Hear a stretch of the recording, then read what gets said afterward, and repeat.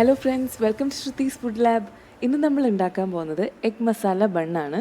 അപ്പോൾ റെസിപ്പിയിലേക്ക് കടക്കുന്നതിന് മുമ്പായിട്ട് ഈ ചാനൽ സബ്സ്ക്രൈബ് ചെയ്യാത്തവരുണ്ടെങ്കിൽ ഉറപ്പായിട്ട് സബ്സ്ക്രൈബ് ചെയ്യുക. സൈഡിലുള്ള ബെൽ ബട്ടൺ എനേബിൾ ചെയ്തിട്ടുണ്ടെങ്കിൽ നമ്മുടെ ലേറ്റസ്റ്റ് അപ്ഡേറ്റ്സ് എല്ലാം നിങ്ങൾക്ക് കിട്ടുന്നതായിരിക്കും. ഇനി നമുക്ക് റെസിപ്പിയിലേക്ക് കടക്കാം. അതിനായിട്ട് ഞാനിവിടെ 4 കപ്പ് മൈദ എടുത്ത് വെച്ചിട്ടുണ്ട്. ഇതിലേക്ക് ആവശ്യത്തിന് ഉപ്പ് ചേർത്ത് കൊടുക്കാം. 1 ടേബിൾ സ്പൂൺ ഡ്രൈ ഈസ്റ്റ് ചേർത്ത് കൊടുക്കുന്നുണ്ട്. 2 ടേബിൾ സ്പൂൺ പഞ്ചസാര. ഇനി നമുക്ക് നന്നായിട്ടൊന്ന് മിക്സ് ചെയ്തെടുക്കാം.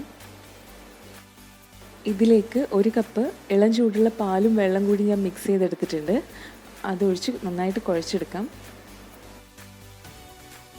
മിക്സ് ചെയ്യുമ്പോൾ വെള്ളം ഇനി ആവശ്യമുണ്ടെങ്കിൽ ഉപയോഗിക്കാം. ഞാനിവിടെ ഒരു 1/2 കപ്പ് കൂടി വെള്ളം എടുത്തിട്ടുണ്ട്. ഇതിലേക്ക് 2 ടേബിൾ സ്പൂൺ ബട്ടർ കൂടി ആഡ് ചെയ്ത് വീണ്ടും മിക്സ് ചെയ്തെടുക്കാം. 10 മിനിറ്റോളം എടുത്ത് നമുക്ക് ഈ ഡോ നന്നായിട്ട് കുഴച്ചെടുക്കാം. എങ്കിൽ മാത്രമേ ബൺ നല്ല സോഫ്റ്റായി വരുള്ളൂ.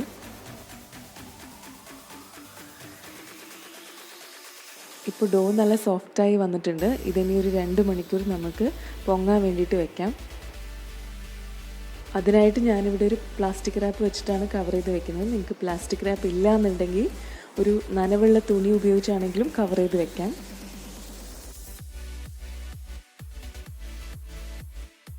ഇനി മസാല ഉണ്ടാക്കുന്നത് എങ്ങനെയാണെന്ന് നോക്കാം. അതിനായിട്ട് ഞാനിവിടെ 2 ടേബിൾ സ്പൂൺ എണ്ണ ഒഴിച്ച് പാൻ നന്നായിട്ട് ചൂടാക്കി എടുത്തിട്ടുണ്ട്. ഇതിലേക്ക് 3 ഉള്ളി അരിഞ്ഞത് ചേർക്കുന്നുണ്ട്. ഇത് നന്നായിട്ടൊന്ന് മിക്സ് ചെയ്തെടുക്കുക. കളർ ചെറുതായിട്ട് മാറുമ്പോഴത്തേക്കും നമുക്ക് 1.5 ടേബിൾ സ്പൂൺ ഇഞ്ചിയും വെളുത്തുള്ളിയും ചതച്ചത് ചേർത്ത് കൊടുക്കാം. 2 പച്ചമുളക് ചെറുതായിട്ട് അരിഞ്ഞത് ചേർത്ത് കൊടുക്കുക. ശേഷം ഇത് നന്നായിട്ടൊന്ന് വഴറ്റിയെടുക്കുക. ഉള്ളി നല്ല ബ്രൗൺ കളർ ആവുന്ന വരെ വഴറ്റിയെടുക്കാം. ഇനി ഇതിലേക്ക് 2 തക്കാളി ചേർത്ത് കൊടുക്കാം. തക്കാളി ഉടഞ്ഞതിന് ശേഷം മസാലാസൊക്കെ ചേർത്ത് കൊടുക്കാം. 1 ടേബിൾ സ്പൂൺ മുളക് പൊടി, 3/4 ടേബിൾ സ്പൂൺ മല്ലിപ്പൊടി, 1/4 ടീസ്പൂൺ മഞ്ഞൾപ്പൊടി, ആവശ്യത്തിന് ഉപ്പ്, ഇതെല്ലാം ചേർത്ത് നന്നായിട്ട് വഴറ്റി കൊടുക്കാം.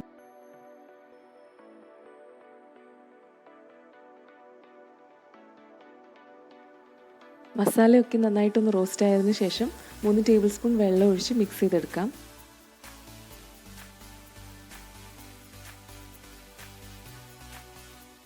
ഇപ്പോൾ മസാല റെഡി ആയിട്ടുണ്ട്. ഇതിനെ വേറൊരു ബൗളിലേക്ക് മാറ്റി വയ്ക്കാം. ഞാനിവിടെ മുട്ട പുഴുങ്ങി മുറിച്ച് വെച്ചിട്ടുണ്ട്. ഇതിനെ മാറ്റി വയ്ക്കാം. നമ്മൾ നേരത്തെ മാറ്റി വെച്ച മാവ് നന്നായിട്ട് പൊങ്ങി വന്നിട്ടുണ്ട്. ഇപ്പോൾ 2 മണിക്കൂർ കഴിഞ്ഞു. ഇനി ഇത് നന്നായിട്ട് കുഴച്ചെടുക്കാം. ഒരുപാട് ഒട്ടുന്നുണ്ടെങ്കിൽ കുറച്ച് മൈദ ഉപയോഗിച്ചൊന്ന് ഡസ്റ്റ് ചെയ്യാം. എന്നിട്ട് നന്നായിട്ട് കുഴച്ചെടുക്കാം. ഒരു 10 മിനിറ്റോളം വീണ്ടും കുഴച്ചെടുക്കണം. എങ്കിലേ നമ്മുടെ ബൺ നല്ല സോഫ്റ്റായിട്ട് വരുള്ളൂ.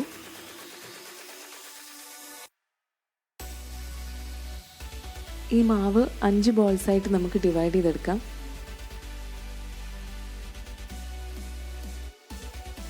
അതിനുശേഷം ഇതൊരു സ്ക്വയർ ഷേപ്പിൽ പരത്തിയെടുക്കാം. നിങ്ങൾക്ക് ആവശ്യമുണ്ടെങ്കിൽ സൈഡ്സ് കട്ട് ചെയ്ത് കളയാം. ഞാൻ സൈഡ്സ് കട്ട് ചെയ്യുന്നില്ല. അല്ലാണ്ട് തന്നെ ഒരു ഓൾമോസ്റ്റ് സ്ക്വയർ ഷേപ്പിൽ പരത്തിയെടുക്കാന്നേ ഉള്ളൂ.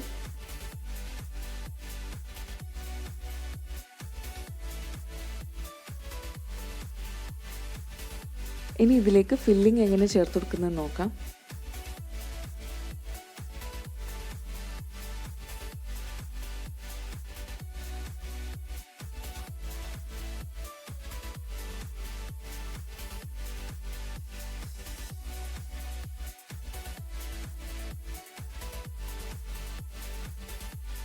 ഇനി ഇത് 2 തവണ ഒന്ന് ഫോൾഡ് ചെയ്യാം. ഫോൾഡ് ചെയ്തതിന് ശേഷം സൈഡ്സ് ഒരു കത്തി ഉപയോഗിച്ച് ഇങ്ങനെ കട്ട് ചെയ്ത് കൊടുക്കാം.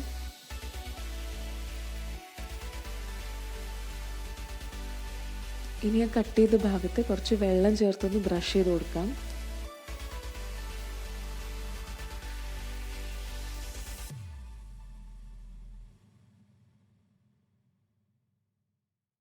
ഇനി ഇത് ഓരോന്നോരോന്നായിട്ട് ഒട്ടിച്ചു കൊടുക്കാം. ഇങ്ങനെ സ്മൂത്തായിട്ട് ഒട്ടാൻ വേണ്ടിയിട്ടാണ് നമ്മൾ വെള്ളം കൊണ്ട് ബ്രഷ് ചെയ്യുന്നത്.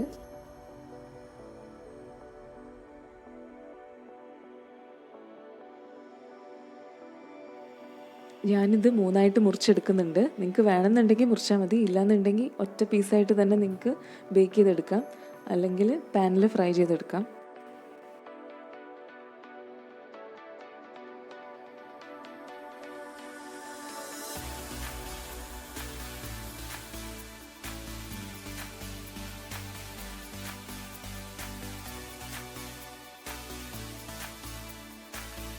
നമുക്ക് എല്ലാം ഇതുപോലെ തന്നെ ഇതേ പ്രൊസീജിയറിൽ തന്നെ ചെയ്തെടുക്കാം.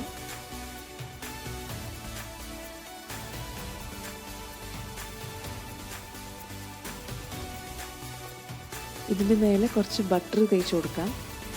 അതിനുശേഷം ഒരു 20 മിനിറ്റ് മാവൊന്ന് പൊങ്ങാൻ വേണ്ടിയിട്ട് വെക്കാം.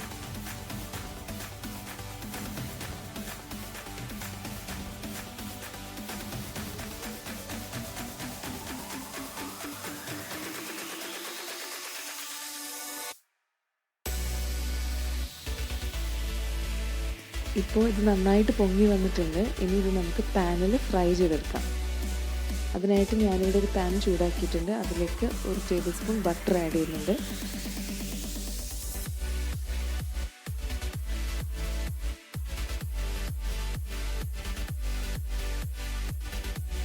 ഇനി പൊങ്ങി വന്ന ബൺ ഇതിലേക്ക് വെച്ച് കൊടുക്കാം.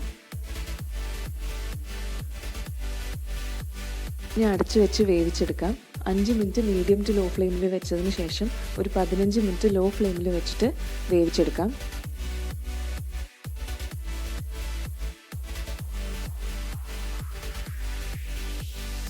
സൈഡിനെയും മറിച്ചിട്ടതിന് ശേഷം വീണ്ടും ഒരു 10 മിനിറ്റ് ലോ ഫ്ലെയിമിൽ വെച്ചിട്ട് വേവിച്ചെടുക്കാം.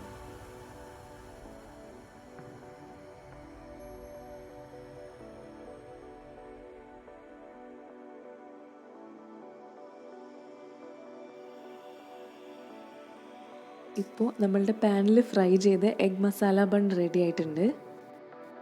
ഇതിനി വേറൊരു പ്ലേറ്റിലേക്ക് ട്രാൻസ്ഫർ ചെയ്യാം.